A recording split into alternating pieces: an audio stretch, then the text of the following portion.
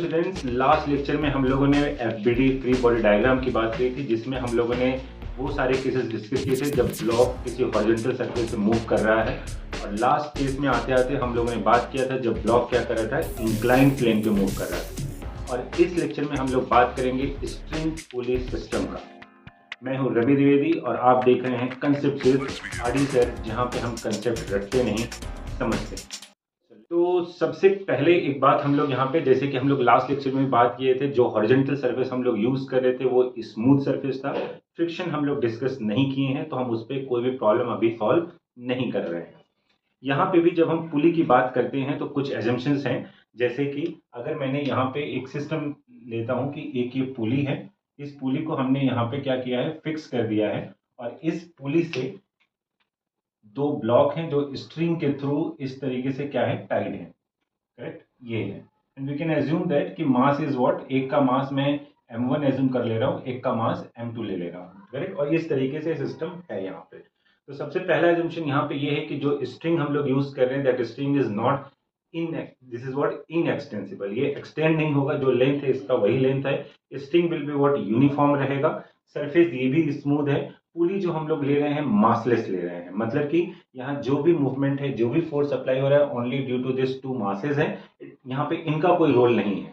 आगे जाके हमें इसमें एडवांस लेवल में प्रॉब्लम मिलते हैं, जहां पे कि पुली भी मूव करता है, पुली का भी मास होता है, तो हम उसका भी फ्री बॉडी डायग्राम कंसीडर करते हैं। तो इस लेवल में हम लोग केवल बात कर रहे हैं इस मास और स्ट्रिंग का। तो ये सारे एजम्पशंस लगभग सारे प्रॉब्लम में रहेंगे। If there is some specific problem कि हमको पुली का भी मास लेना है, उसको भी मूव कराना है, उसका भी कुछ इफेक्ट है, तो वो क्वेश्चन में मेंशन किया जाएगा, तो उसके सोचने का तरीका अलग रहेगा। Okay, so this is our first problem जिसमें हम स्ट्रिंग पुली सिस्टम कंसीडर कर रहे हैं। तो सिंपल है, स्ट्रिंग है और उसके साथ हम लोग यहाँ पे मास लगा दिए हैं। हमसे क्वेश्चन क्या पूछा जाएगा, तो इसमें दो चीजें पूछी जाएंगी कि what will be the tension in the string and what will be the acceleration of the system. क्योंकि अब कोई भी अगर मास इसमें ज्यादा है, कोई भी अगर इसमें मास ज्यादा है, तो इसमें सपोज करो अगर मैंने एज्यूम कर लिया कि m2 is greater than m1, sometimes value दिया रहेगा तो उसमें हमें पता चल जाएगा कि कौन ज्यादा है। If it is not given तो हम किसी को भी लेके एज्यूम करा सकते हैं। ठीक है, अच्छा, तो जैसे m2 is greater than m1 है, तो यानी कि बहुत बेसिक कंसेप्ट हुआ कि ये ऑब्जेक्ट या सिस्टम कैसे मूव करेगा, इस डायरेक्शन में मूव करेगा। तो सपोज करो वो इस डायरेक्शन में मूव करता है, जिसका एक्सेलरेशन क्या है, a है। करेक्ट, वैसे acceleration का direction sometimes given but maximum time it is not given, so we have to assume that कि acceleration का डायरेक्शन किधर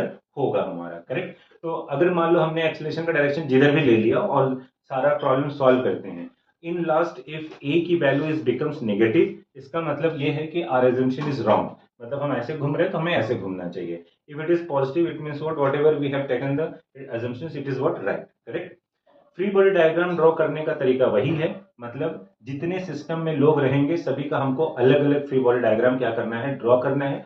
and as per that we have to write the equation. ठीक है, तो very simple, जैसे कि अभी हमारे यहाँ पे दो ब्लॉक है, तो हम दोनों ब्लॉक का अलग अलग फ्री बॉडी डायग्राम ड्रॉ करते हैं। ये m1 और ये स्ट्रिंग, मैंने क्या किया है, यहाँ से स्ट्रिंग को कट कर दिया और यहाँ से स्ट्रिंग को कट कर दिया और लाके मैंने यहाँ पे बिठा दिया। दिस इज व्हाट m1 है और ये क्या है, m2 है। अब यहाँ पे एक नया फोर्स इंट्रोड्यूस होगा, जो लास्ट टाइम भी हम लोग थोड़ा सा बात कर रहे थे, that is nothing but tension. तो जब स्ट्रिंग आएगा और स्ट्रिंग स्ट्रेच्ड फॉर्म में रहेगा, तो वहां भी एक फोर्स अप्लाई होगा, जिसको हम लोग क्या बोलते हैं, टेंशन बोलते हैं। तो यहाँ पे स्ट्रिंग में एक फोर्स आ गया जिसको हम टेंशन बोलेंगे। तो एक फोर्स और जो कि बाय डिफॉल्ट है, दैट इज व्हाट, इसका वेट जो डाउनवर्ड डायरेक्शन में रहेगा, विच इज m1g, और यहाँ भी ये क्या रहेगा, m2g रहेगा। करेक्ट, दूसरा टेंशन है, तो अगर ये नीचे है और स्ट्रिंग में टेंशन होना चाहिए, तो स्ट्रिंग को कैसे रहना चाहिए, स्ट्रेच्ड फॉर्म में रहना चाहिए। इसका मतलब टेंशन का डायरेक्शन t ऊपर रहेगा, यहाँ पे टेंशन का डायरेक्शन t रहेगा। अब मैंने स्टार्टिंग में बोला है कि स्ट्रिंग कैसा है, यूनिफॉर्म है, इनएक्सटेंसिबल है, यानी कि थ्रू आउट द स्ट्रिंग जो टेंशन होगा वो क्या रहेगा, सेम रहेगा। समटाइम्स ऐसा मेंशन किया जाता है कि इतने पार्ट में टेंशन अलग है, उतने पार्ट में टेंशन अलग है, तो we have to take accordingly, we have to do something. अच्छा, दूसरी चीज, हमने एक्सेलरेशन का डायरेक्शन अगर यहाँ एज्यूम किया है, इसका मतलब ये ऑब्जेक्ट क्या होगा, इस तरफ जाएगा ए एक्सेलरेशन से, और ये ऑब्जेक्ट क्या होगा, इस तरीके से जाएगा ऊपर, ऐसा। करेक्ट, अच्छा, तो जैसे हम लोग कनेक्टेड मास सिस्टम में बात कर रहे थे हॉरिजॉन्टल पे, ये भी लगभग वैसा ही हो गया, बट ये कैसा होगा, वर्टिकल डायरेक्शन में हो गया। अब सिंपल है, इस ब्लॉक पे कितने फोर्स अप्लाई हो रहे हैं, दो, एक टी हुआ और एक क्या हुआ, वेट। ठीक है, और इन्हीं दोनों का जो फोर्स का रिजल्टेंट होगा वो इस ऑब्जेक्ट को क्या कर रहा है, मूव करा रहा है। ठीक है, तो इसका मतलब इक्वेशन कैसे लिखेंगे, इक्वेशन लिखेंगे T minus M one G is equal to what, m1a, correct? And why I am taking the T minus m1g, why I am taking the T minus m1g, because T is the greater, correct ना। अगर जब तक T बड़ा होगा नहीं तो ये ऊपर थोड़ी जाएगा, ये ज्यादा होगा तभी इसको खींच के ऊपर ले जा रहा है। तो T minus M one G is equal to m1a।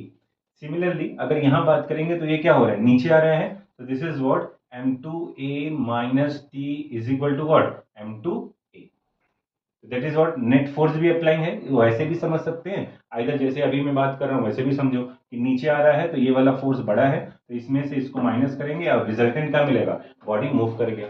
ठीक है, तो हमारे पास ये दो इक्वेशन आ गए, m2g, हाँ यहाँ पे ये m2g, ठीक है, और यहाँ पे हमारे पास क्या हो गए, दो इक्वेशन आ गए, दो इक्वेशन और दो अननोन, दो अननोन का मतलब एक एक्सेलरेशन है और एक क्या है, टेंशन इन द स्ट्रिंग। तो solve this two equation and find the two variables. तो क्वेश्चन यही पूछा जाएगा, तो ऐसे में बात करना है। ठीक है, now this is the next condition. अब हमें जो है लास्ट लेक्चर में जितने भी हमने बात करी है और अभी हम पुली की बात जैसे कर रहे हैं, तो अब इसको कंबाइंड फॉर्म में हमें प्रॉब्लम देखने को मिलता है। जैसे अभी ये वाला मिला, एक ब्लॉक हमने टेबल पे रख दिया और एक ब्लॉक हमने ऐसे पुली के साथ, स्ट्रिंग के साथ इसको हैंग कर रखा है। अब हमसे फिर से यही पूछेगा कि टेंशन इन द स्ट्रिंग क्या होगा और एक्सेलरेशन ऑफ द ब्लॉक या सिस्टम क्या होगा। तो अब फिर से काम वही करना है, जितने ऑब्जेक्ट हमको दिखाई दे रहे हैं हर एक ऑब्जेक्ट के लिए हमें क्या करना है, हम लोग को फाइंड करना है कि फ्री बॉडी डायग्राम ड्रॉ करना है, करेक्ट। तो सबसे पहला एजम्पशन ये रखेंगे कि जो ये सिस्टम घूम रहा है, this moving is what in this direction, तो ये ए डायरेक्शन से इधर, ए एक्सेलरेशन से इस डायरेक्शन में मूव कर रहा है। अब हमें क्या करना है, अब हमें फ्री बॉडी डायग्राम ड्रॉ करना है। तो ये जो हैंगिंग वाला ब्लॉक है एक वो ले लिया, दिस इज व्हाट m1, और ये दूसरा वाला ब्लॉक जो टेबल पे रखा हुआ है दिस इज व्हाट m2 हो गया। अगेन अगर फ्री बॉडी डायग्राम ड्रॉ करेंगे तो कैसा होगा, एक आएगा m1g जो इधर अप्लाई होगा, tension in the string T ऐसा अप्लाई होगा, यहाँ पे m2g आएगा और यहाँ पे क्या होगा इसका normal, because table all applying this normal force and tension is what in this direction. अब हमारा एजम्पशन एक्सेलरेशन का ऐसा है मोशन का, तो इसका मतलब ये ब्लॉक ए एक्सेलरेशन से इधर घूमेगा और ये ब्लॉक ए एक्सेलरेशन से क्या होगा, नीचे की तरफ आएगा, सिंपल। अब हमें क्या करना है, इक्वेशन लिख देना है। तो अगर मैं इसके लिए इक्वेशन लिखूंगा तो क्या होगा, ये ब्लॉक नीचे आ रहा है तो क्या लिखूंगा इक्वेशन, देखो इस वाले में क्या लिखेंगे, that is very easy, similar to the last part ही रहा। तो इसलिए क्या करेंगे, m1g minus T is equal to what m1a, this is your equation number 1 आ गया।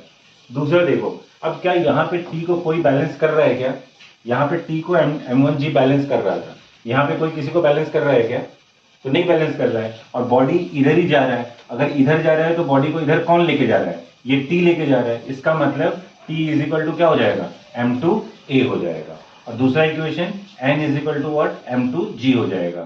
फिलहाल इस प्रॉब्लम में इसका कोई यूज नहीं है, केवल हम फ्री बॉडी डायग्राम है और इक्वेशन से इसलिए लिख रहे हैं, but this is important. This is your equation number second and this is your equation number third. Again use करना है और हमको फाइंड करना है एक्सेलरेशन की वैल्यू क्या होगी और टेंशन इन द स्ट्रिंग क्या होगा। This is the next one. यहाँ भी हम लोगों ने दो प्रॉब्लम को क्लब कर दिया है, और यहाँ जो हम लोगों ने क्लब किया है वेरी सिंपल, कि कल हम लोगों ने मतलब लास्ट लेक्चर में हम लोगों ने क्या किया था, इंक्लाइन प्लेन पे कैसे फ्री बॉडी डायग्राम है ये सीखा है, पुली वाले में कैसे करते हैं ये हम लोग आज सीख रहे हैं। सो इंडिविजुअली काम करते हैं, और फिर से एक्सेलरेशन के डायरेक्शन में कोई प्रॉब्लम नहीं है, जिधर भी एजम्पशन लेना है एजम्पशन लेके फ्री बॉडी डायग्राम ड्रॉ करना है और इक्वेशन लिखना है, दैट इज वेरी इंपॉर्टेंट। तो क्या करेंगे, चलो मैं अज्यूम कर लेता हूँ कि ये इस साइड घूम रहा है, कोई इशू नहीं है, इधर भी करके ट्राई कर सकते हैं, कोई जो चेंजेस है वो ऑब्जर्व करना है। तो जैसे कि अभी ये ब्लॉक है जो इंक्लाइन प्लेन पे, ये m2 ब्लॉक है, ये स्ट्रिंग है, मैंने क्या बोला जो रहेगा स्ट्रिंग को कट करना है, एक ब्लॉक उठाकर यहाँ रख दिया, ये दूसरा वाला ब्लॉक है, that's all, very simple. m1, अब m1 वाले के लिए केस इज वेरी इजी, एक फोर्स कहाँ लगेगा, m1g in the downward direction, tension कहाँ रहेगा, ऐसे रहेगा, बॉडी को हम ऊपर ले जा रहे हैं, लिफ्ट हो रहा है, यानी कि एक डायरेक्शन ऐसा होगा, दैट्स ऑल। कोई और फोर्सेज है क्या यहाँ पे, नहीं है, करेक्ट। नाउ अब इंक्लाइन प्लेन पे आते हैं, तो स्ट्रिंग इधर रहा मतलब टेंशन ऐसे अप्लाई होगा, m2g क्या रहेगा, डाउनवर्ड डायरेक्शन में रहेगा, और नॉर्मल क्या होता है, ये परपेंडिकुलर टू द सरफेस होता है, और ऑब्जेक्ट किधर घूम रहा है, इस डायरेक्शन में घूम रहा है। कल हम लोगों ने ये बात करा था लास्ट लेक्चर में कि यहाँ पे देखो दिख रहा है कोई भी फोर्स किसी को बैलेंस नहीं कर रहा है, इसका मतलब क्या हुआ, हम यहाँ पे M1 M2G का कंपोनेंट ड्रॉ करेंगे। इधर क्या होगा, ये एंगल थीटा बनेगा, जो इंक्लाइन प्लेन का थीटा है वही एंगल थीटा है। और ये थीटा कैसे आता है ये भी हम लोगों ने लास्ट लेक्चर में डिस्कस किया था, so you can find it. तो ये यहाँ आया, एंड यहाँ पे कौन सा कंपोनेंट आएगा, this is what M2G cos theta आएगा। और इस साइड कौन आएगा, this is M2G sin theta आएगा। और जब ये डायग्राम इस तरीके का बनता है, सो सिंपल हम ये डायग्राम ही डायरेक्ट कर रहे हैं, सी कह रहे हैं कि what will be the equation of the, नहीं तो अभी कैसा हो गया, अब ये फोर्स और ये फोर्स एक दूसरे को बैलेंस कर रहा है, लेकिन इन दोनों का रिजल्टेंट क्या हो रहा है, ब्लॉक डाउनवर्ड डायरेक्शन में आ रहा है। तो जैसे अभी तक हम लोग इक्वेशन लिखे हैं सेम वैसे ही है। तो net force on this M2 block will be what, it is M2G sin theta minus T is equal to what, M2A। इन दोनों का रिजल्टेंट एक्सेलरेशन प्रोवाइड किया, मोशन प्रोवाइड किया, equation will be this one. दूसरा एक और equation दिख रहा है कि n किसके साथ बैलेंस हो रहा है, M2G cos थीटा के साथ बैलेंस हो रहा है। Very simple.